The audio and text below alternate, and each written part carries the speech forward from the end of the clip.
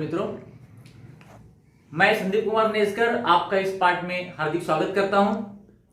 आज हम देखेंगे कक्षा 8वीं व्याकरण का हिस्सा। कक्षा 8वीं का व्याकरण का एक घटक वाक्य के भेद अर्थ के अनुसार। वाक्य के भेद अर्थ के अनुसार। वैसे तो वाक्य के जो भेद है वो दो प्रकार के होते हैं, एक रचना के अनुसार और दूसरा प्रकार है अर्थ के अनुसार। अब जो रचना के अनुसार तीन प्रकार है, सरल वाक्य, संयुक्त वाक्य और मिश्र वाक्य। इसके पहले हमने देखे हैं। इसके पहले मैंने जो वीडियो भेजा था उसमें आपने तीनों वाक्य के प्रकारों का अभ्यास किया है, उसकी पढ़ाई की है।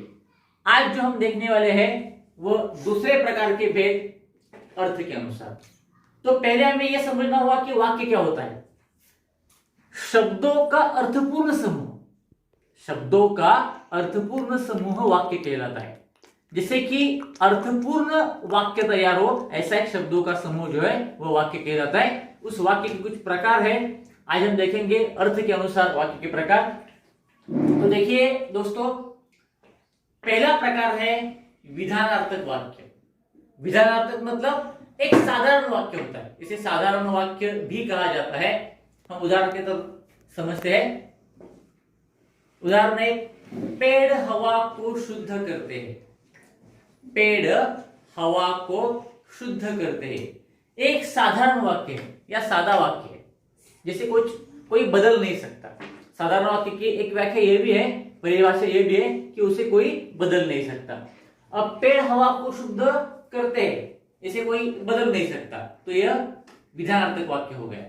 और दूसरा उदाहरण है, परिश्रम करने से सफलता मिलती है।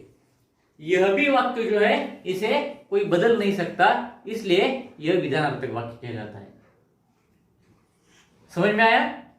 अब दूसरा प्रकार हम देखते हैं, निषेधार्थक वाक्य। निषेधार्थक वाक्य मतलब जिसमें नकार दर्शाया हुआ है। इसे पहचानने की एक छोटी सी युक्ति है कि न, नहीं और मत शब्दों का प्रयोग इसमें होता है। ऐसे वाक्यों में न, नहीं और मत शब्दों का प्रयोग होता है। जैसे कि उदाहरण के साथ हम समझते हैं। पहला उदाहरण है, किसान हीरे का मूल्य नहीं जानता था। किसान हीरे का मूल्य नहीं जानता था। तो देखिए दोस्तों, यहां पर नहीं शब्द का प्रयोग आया है। यह निषेधार्थक वाक्य है, नकार दर्शाया हुआ है। दूसरा वाक्य है, दूसरा उदाहरण, तुम वहां मत जाओ। देखिए यहां मत शब्द का प्रयोग आया है, तो यह भी निषेधार्थक वाक्य हो गया। और एक उदाहरण देखते हैं। मैंने कहा था कि नहीं, मत और न शब्दों का, न ऐसे मत कर, न ऐसे मत कर, यहां न शब्द का प्रयोग आया है। यहां भी नकार दर्शाया हुआ है, तो यह तीनों उदाहरण जो है वह निषेधार्थक वाक्य के उदाहरण है। समझ में आया? अब तीसरा प्रकार हम देखते हैं। तीसरा प्रकार है प्रश्नार्थक वाक्य। इसे ही प्रश्नवाचक वाक्य भी कहा जाता है। अब यह वाक्य किस तरह से होगा? जिस वाक्य में क्या, क्यों, कैसे, किधर, कहा ऐसे शब्दों का प्रयोग होता है। जैसे अंग्रेजी में हम WH क्वेश्चंस कहते हैं। ऐसे शब्दों का प्रयोग हो और वाक्य के आखिरी में प्रश्न चिन्ह हो, ऐसे वाक्य प्रश्नार्थक वाक्य कहलाते हैं। उदाहरण के साथ समझते हैं। पहला उदाहरण है, शकुन तुम क्या बनना चाहती हो। देखिए यहां क्या शब्द का प्रयोग आ गया, शकुन तुम क्या बनना चाहती हो, क्या शब्द का प्रयोग आ गया और आखिरी में प्रश्न चिन्ह है। दूसरा उदाहरण देखिए, खेलने से जी भर गया क्या। यहां भी क्या ही है, क्या शब्द का प्रयोग ही है। खेलने से जी भर गया क्या, प्रश्न पूछा है, तो यह भी प्रश्नार्थक वाक्य है। मतलब जिस वाक्य में क्या, कहां, कैसे, किधर ऐसे शब्दों का प्रयोग होता है और आखिरी में प्रश्न चिन्ह होता है, वह वाक्य प्रश्नार्थक वाक्य कहलाता है। अगला प्रकार समझते हैं। अगला प्रकार है आज्ञार्थक वाक्य। आज्ञार्थक वाक्य मतलब जिसमें आज्ञा दी होती है, जिसमें आज्ञा दी होती है या फिर विनती की होती है, प्रार्थना की होती है, वह भी आज्ञार्थक वाक्य ही कहलाता है। उदाहरण के साथ समझते हैं। पहला उदाहरण है, अब तुम घर जाओ। अब तुम घर जाओ। अब यहां देखिए घर जाने की आज्ञा है, तो यह आज्ञार्थक वाक्य हो गया। दूसरा उदाहरण है, अजी जरा डॉक्टर को बुला लाइए। अब देखिए इस वाक्य में लगता तो है कि विनती की है, विनती की है, प्रार्थना की है, निवेदन किया है, लेकिन फिर भी यह आज्ञार्थक वाक्य ही है। अजी जरा डॉक्टर को बुला लाइए। हो सकता है बेटा बीमार हो और पत्नी ने पति से कहा कि डॉक्टर को बुला लाइए, तो यह विनती है, प्रार्थना है, सूचना है, फिर भी यह आज्ञार्थक वाक्य ही है। या फिर अगर हम ग्रंथालय में बैठे हुए और किसी ने कहा कि शोर मत मचाओ। यहां तीसरा उदाहरण देखिए, कृपया शांति बनाए रखिए। जहां शोरगुल होता है वहां सूचना दी जाती है, कृपया शांति बनाए रखिए। अब ऐसे तो यह प्रार्थना है, यह प्रार्थना है, विनती है, निवेदन है, फिर भी यह क्या है, आज्ञार्थक वाक्य का उदाहरण है। ये बात समझ में। इसका एक चौथा उदाहरण हो सकता है, चौथा इसका एक उदाहरण हो सकता है।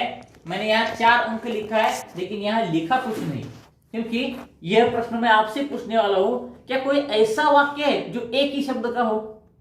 एक ही शब्द का वाक्य मुझे बताइए, लेकिन आज्ञार्थक वाक्य होना चाहिए। सोचिए जरा क्या हो सकता है। एक ही शब्द का वाक्य और वह आज्ञार्थक वाक्य होना चाहिए। हाँ, कुछ छात्रों ने शायद सोच लिया है, मैं लिखता हूं यहां।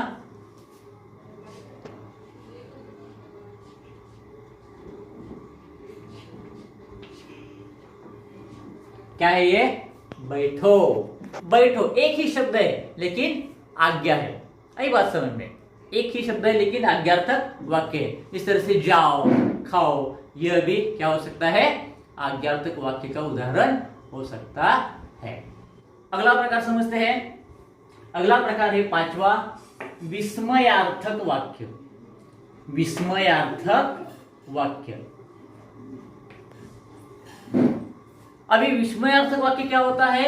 जिसमें हम शोक प्रकट करते हैं, हर्ष प्रकट करते हैं। शोक मतलब दुख प्रकट करते हैं, हर्ष मतलब आनंद प्रकट कर सकते हैं, आश्चर्य व्यक्त कर सकते हैं, घृणा व्यक्त कर सकते हैं और प्रशंसा भी कर सकते हैं। जिसमें हर्ष, शोक, आश्चर्य, घृणा और प्रशंसा व्यक्त कर सकते हैं, ऐसे वाक्यों को विस्मयार्थक वाक्य कहते हैं। उदाहरण के साथ समझते हैं। पहला उदाहरण देखिए, वाह क्या सुंदर मूर्ति है। वाह। अब देखिए वाह के बाद यहां विस्मयादिक बोधक चिन्ह लगाया है, उद्गारवाचक चिन्ह लगाया है, और वाक्य पूरा होने के बाद भी वही चिन्ह लगाया है।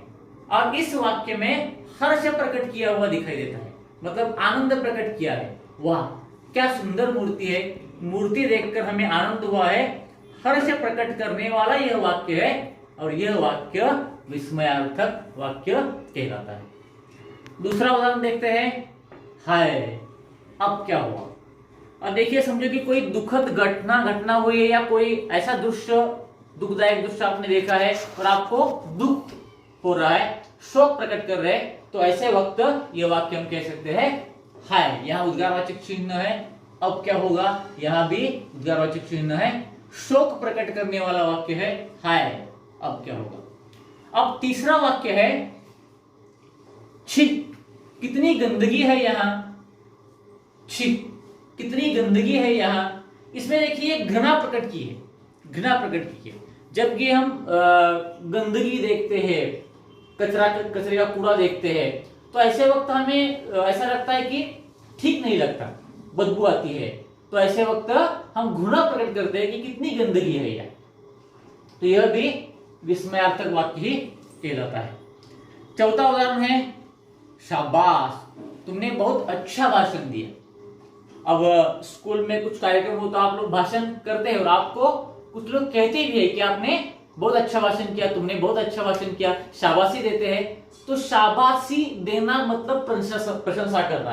अब यहां देखिए प्रशंसा करने वाला यह वाक्य है, शाबाश तुमने बहुत अच्छा भाषण दिया।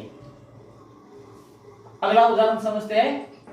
अरे तुम यहां छिपे हो। अब यहां आश्चर्य व्यक्त किया है, आश्चर्य या विस्मय व्यक्त किया है कि अरे तुम यहां छिपे हो, मैंने तुम्हें कहां कहां नहीं ढूंढा, ऐसा इसका अर्थ है। तो आश्चर्य व्यक्त करने वाले ये सभी वाक्य है जिसमें हम हर्ष, शोक, घृणा, विस्मय और प्रशंसा व्यक्त करते हैं। ठीक है, अगला उदाहरण या अगला प्रकार समझते हैं संभावनार्थक वाक्य। संभावनार्थक वाक्य में क्या होता है, इसमें संभावना प्रकट की होती है कि हो सकता है ऐसा हो, ऐसा हुआ होगा, ऐसी संभावना प्रकट की है, तो इसे संभावनार्थक वाक्य कहते हैं। उदाहरण के साथ समझते हैं। वे घर पहुंच गए होंगे, वे घर पहुंच गए होंगे। अब इस वाक्य में क्या है कि घर पहुंच गए होंगे, ये संभावना प्रकट की है, आशा व्यक्त की है। दूसरा उदाहरण है शायद सवाल रह गए हैं, मतलब परीक्षा में पूरे सवालों के जवाब नहीं दिए, शायद कुछ सवाल रह गए हैं, यह भी एक संभावना है। तो संभावना प्रकट करने वाले वाक्य को संभावनार्थक वाक्य कहा जाता है। आशा है मेरे छात्र मित्रों कि आपने पूरे 6 के 6 प्रकार समझ लिए होंगे। अगर आप नहीं समझे तो फिर एक बार ये वीडियो देखिए और वाक्य समझ लीजिए। आप पॉज करके भी उसे देख सकते हैं, लिख सकते हैं, और अगर कुछ शंका हो तो आप पूछ सकते हैं। ठीक है, धन्यवाद।